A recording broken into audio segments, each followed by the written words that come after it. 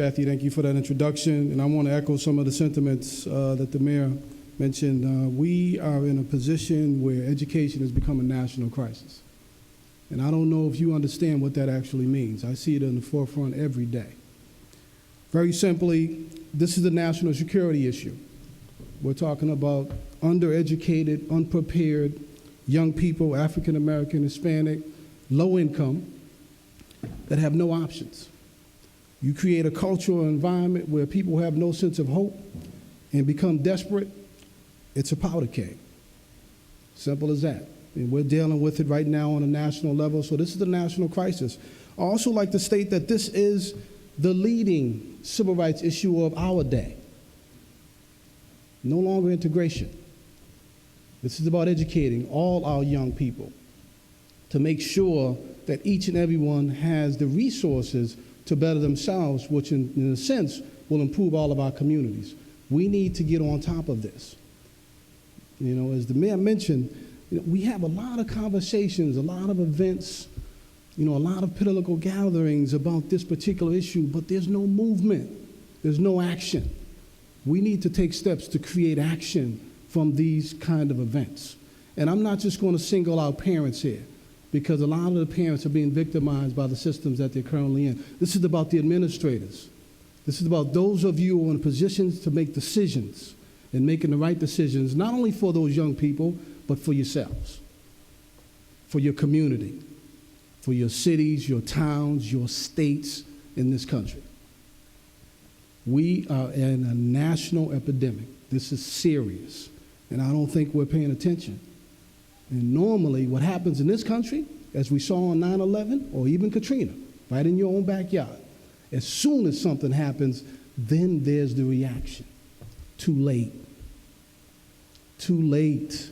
We need to prevent these issues from happening and impacting all of us, as they eventually will. We need to address this. Let me give you a little background. I don't mean to start off too serious. I don't want to get anyone in here teared up.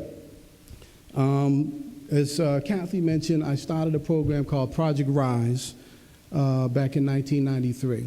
And before I really get into Project Rise, I want to talk a little bit some of the statistical information that Mr. Glover mentioned as well in terms of the dropout rates here. And listen, Shreveport's not unique. This is not a Shreveport problem. This is the national problem. Pittsburgh has a 70% dropout rate in high school. Boston has a 40+%.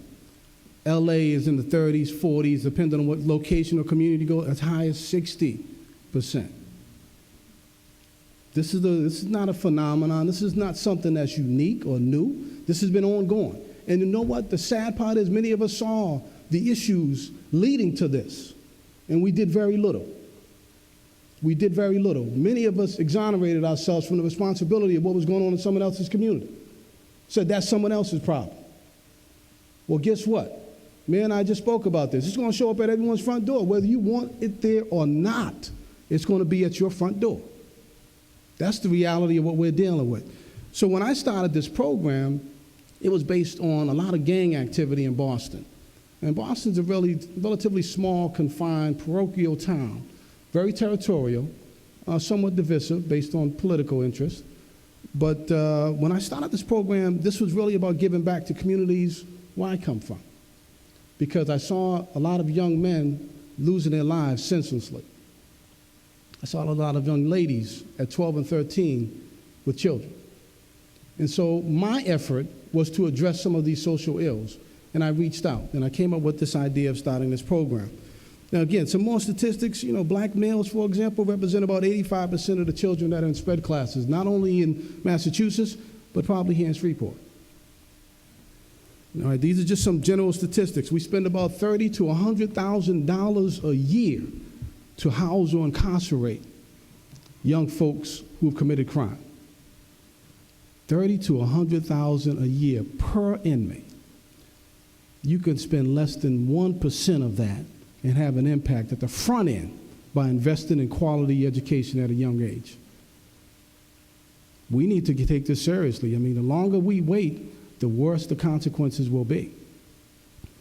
And finally, about 60 to 75% of blacks and Latinos going through the system are coming from single female-headed households. In the program that I run, 80% of the youth that we serve are coming from single female-headed households. And that doesn't mean a bad thing, but there's an issue there. There's an issue that we need to address. Young men, black males, need to step up. We need to be responsible. We need to take accountability. We need to be better role models. You know, this is our responsibility. And unfortunately, and President Barack Obama has been mentioning this about accountability. We need to take this seriously. Let me tell you about Project RISE. And the word RISE is an acronym.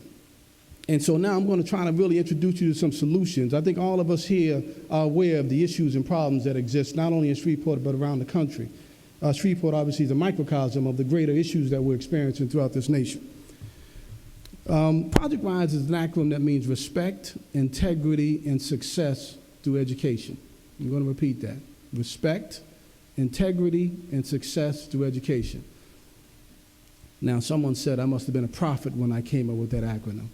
Someone said, wow, you must have sat down for weeks and visualized that concept. I mean, I was watching my son play Nintendo when I came up with this concept. And the very simple fact that it is respect for us in terms of Project RISE means self-respect. When you respect yourself, obviously you respect others. Self-respect leads to self-love. Self-love leads to higher aspirations and expectations. This is all part of a general process that most of us grew up on. Our parents taught us these basic principles, core values. And so this was not something that I kind of created out of a mist. This was something I just thought represented the values that I wanted to introduce in the program. Integrity, introducing value like honor, having enough pride to acknowledge your shortcomings. You know, these are things that, once again, our young people need to understand. Success for us is a variety of different things. Some people may think success is what kind of car you drive, where you live, how much you earn. Well, success, and from our perspective, is about what you can give back.